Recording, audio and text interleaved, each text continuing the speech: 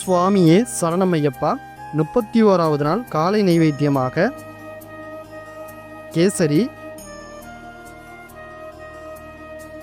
இட்லி, சட்னி மற்றும் பால். சுவாமியே சரணமையப்பா. மதிய நைவேத்தியமாக அப்பளம், வடை,